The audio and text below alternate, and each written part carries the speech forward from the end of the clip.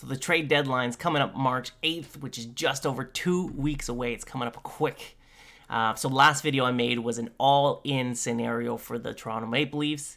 This scenario is what I would do. There's definitely some similarities between those two, but this one is more what I would do for the Toronto Maple Leafs at the deadline and how I would go about enhancing their odds for a Stanley Cup without completely devastating their future.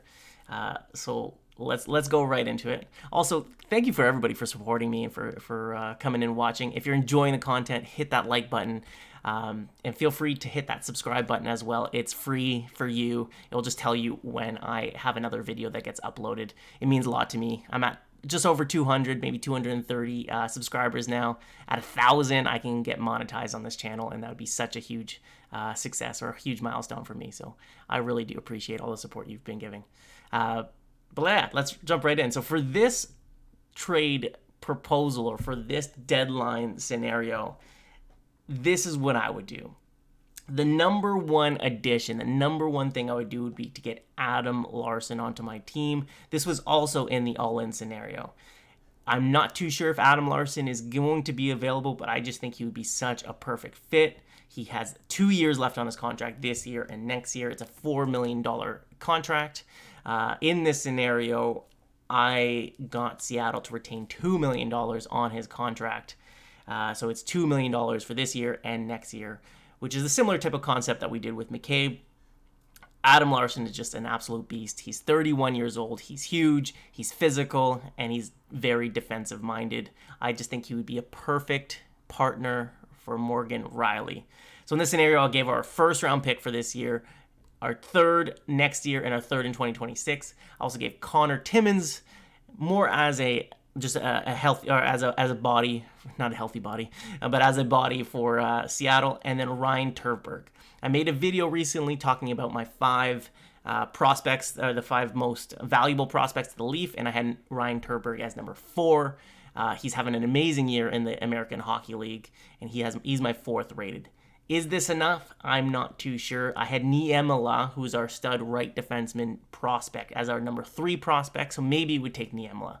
You know, right defenseman out, right defenseman in. So maybe Turberg here needs to be Niemela.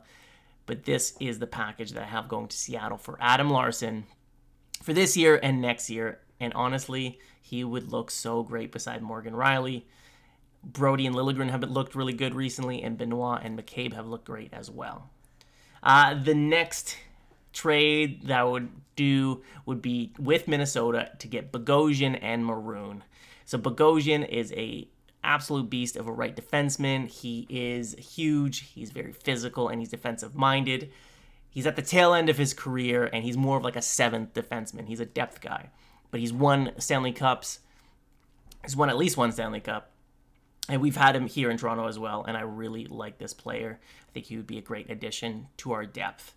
As well as Patrick Maroon. Patrick Maroon has won 3 Stanley Cups. And he's also just a huge man. He's like a fourth liner, or maybe he's our 13th forward. But between the two of them, there's a lot of Stanley Cups, there's a lot of size, there's a lot of physicality in there. So both players, Maroon and Bogosian, Minnesota acquired each one of them this year for a 7th round pick. So they paid 2 7th round picks for Bogosian and Maroon. In this scenario, I retained half of their contract. They both expire at the end of the year. So $425,000 for Bogosian and $400,000 for Maroon. I gave them a 4th round pick this year, a 5th round pick for next year, and I gave Noah Gregor, who I actually really like and who is a restricted free agent, so Minnesota would have his rights going into next year as well. And he's just a really good, speedy 4th line guy. I would just rather have Maroon and Bogosian and their size as well as their experience here. So when we look at the overall construction of this roster, we have 25 players here. We're just over the cap, $131,000 in cap. I believe the Toronto Maple Leafs can make this work. They can figure it out. They can send a few guys down from time to time. They can send Holmberg down. He is waiver exempt. And then they can call him back up and make that cap work. So I'm not too worried about it. But we have Woll, Samsonov, and Jones in net. On forward, we have Matthew Nyes, Austin Matthews, Mitch Marner, who have been fantastic recently. We have John Tavares, Nylander, and Bertuzzi as our second line. The third line here is Max Domi, Bobby McMahon, who has really picked it up recently with Nicholas Robertson. And then on the fourth line, we have David Kampf, Yarncroke, and Maroon. And then as our spares, we have Ryan Reeves, who I'm sure the Leafs would like to keep, as well as Pontus Holmberg. Defense, we got Morgan Riley, Larsson, Brody, Liljegren, Benoit, McCabe, and then Giordano and Bogosian.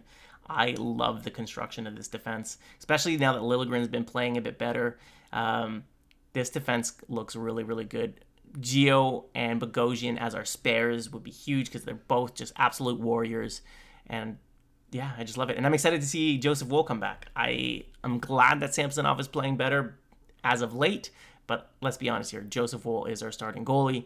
And I'm excited for him to come back. So Joseph Woll, Samsonov, and Jones.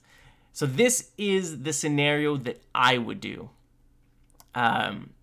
We will spend a first-round pick and a few other thirds. We get rid of one of our better prospects. But we still have Easton Cowan. We still have Fraser Minton. I really like this forward group. I like this defensive group. Obviously, we get one really big addition in Adam Larsson and then two smaller additions in Bogosian and Maroon. Those are more veteran presences who are big and who are physical and who have a lot of cup experience amongst them. Anyways, tell me your thoughts in the comments below. Am I losing my mind? Do you like this concept? Do you not like it? I love it. Anyways, until next time, the next video that I'm going to be doing is about the Toronto Maple Leafs and what I think they will do. Anyways, guys, much love. I'll see you in the next one.